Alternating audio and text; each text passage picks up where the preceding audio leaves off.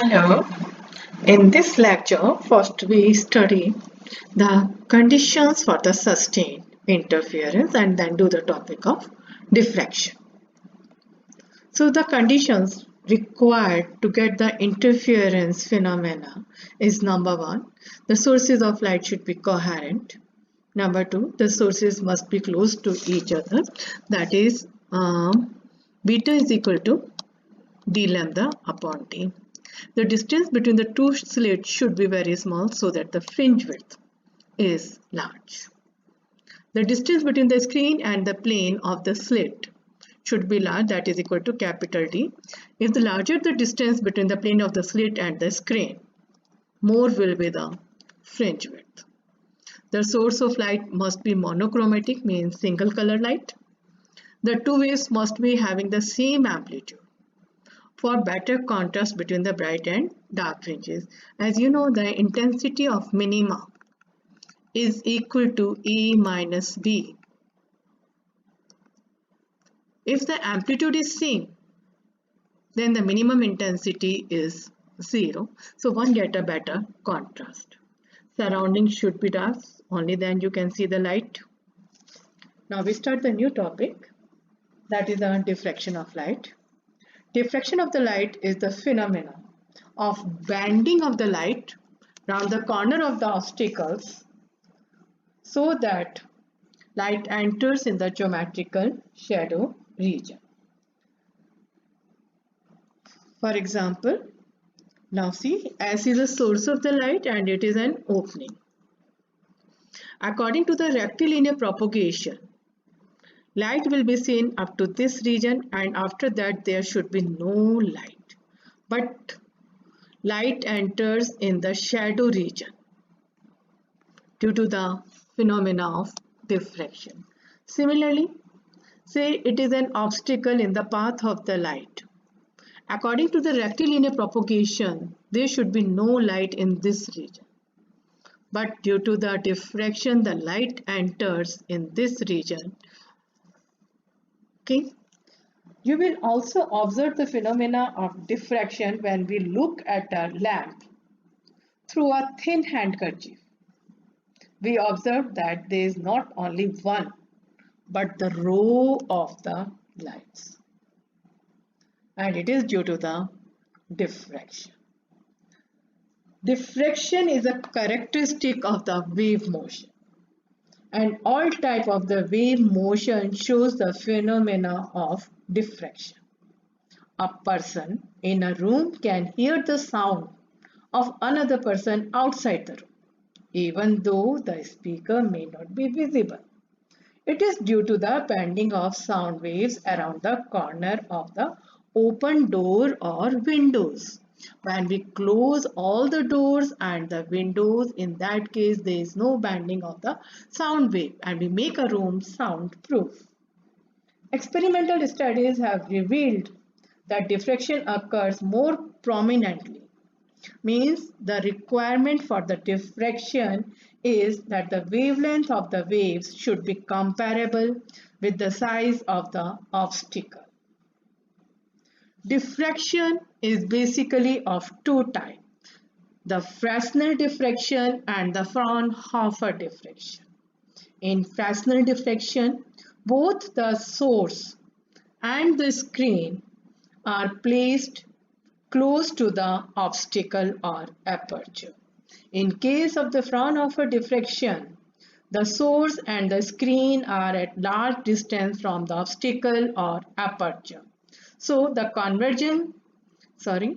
a convex lens is used to observe the diffraction pattern on the screen. Now, the new topic, that is the diffraction of the light at a single slit. AB is a slit of the light and it is a screen, and the diffraction of the light at a single slit can be explained on the basis of the Huygens wave theory.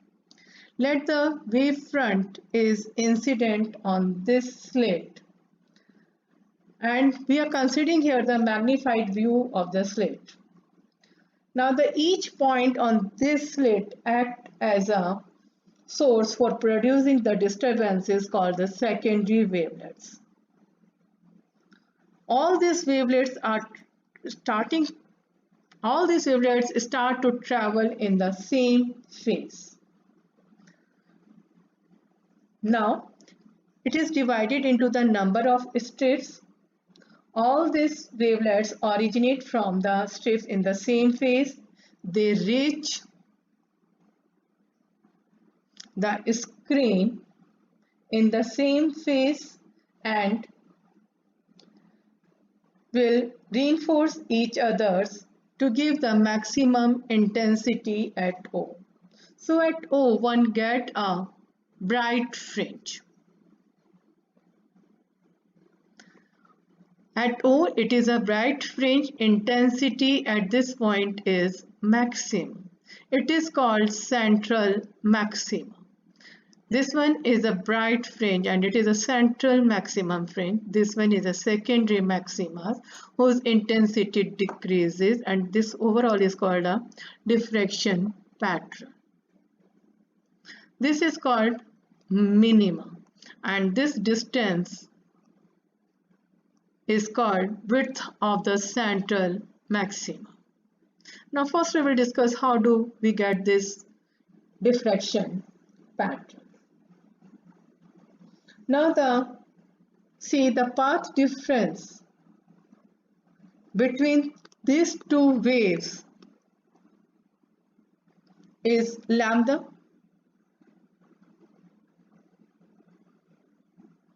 This shall not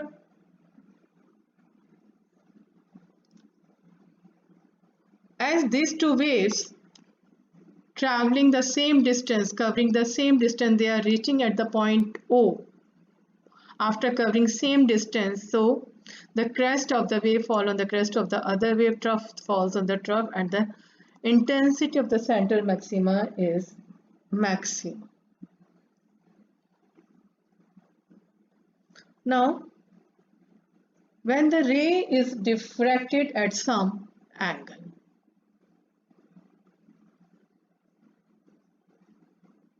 now ray is meeting at this point at the angle.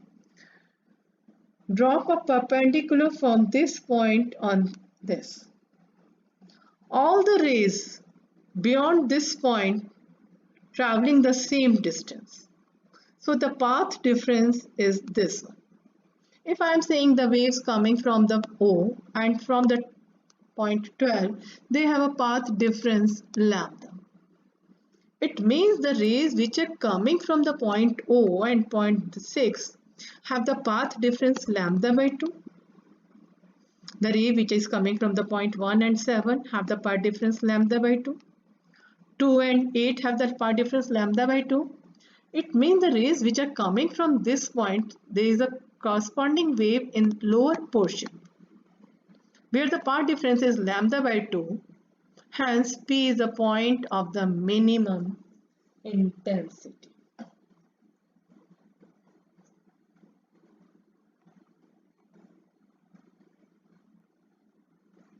Now, suppose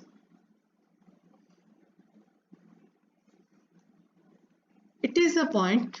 Now we will see how it is a point of the minimum intensity. For this we imagine the rays coming from this point and this point have a path difference of 2 length. Now we divide the screen into the 4 equal parts. Since the ray which are coming from this point and from this point, from 0 and 3 have the path difference of lambda by 2. When they reach at this point, the crest of 0 lies on the trough of the wave 3 and the resultant intensity is 0. For all the waves in this region, there is a ray in this region for which the path difference is lambda by 2, hence the intensity at this point is minimum. Similarly, for the rays in this region, there is a rays in this part for which the path difference is lambda by 2 and hence the intensity is minimum. So P will be the point of minimum intensity if the path difference between the rays is 2 lambda. Now, suppose the rays reaching at the point P1 from A and B have the path difference 3 lambda by 2. Now we divide the slit into 3 parts.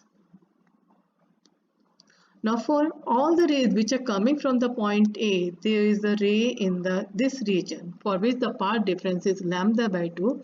When they reach at the P1 dash, then the crest of the one wave lies on the trough of the other wave and the resultant intensity is minimum. But for this region,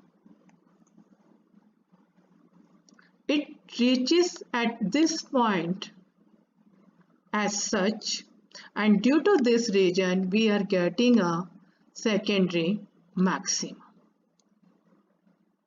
If this path difference instead of 3 lambda by 2 is 5 lambda by 2, then the rays reaching at P1 dash due to the fifth part of the screen only and the intensity decreases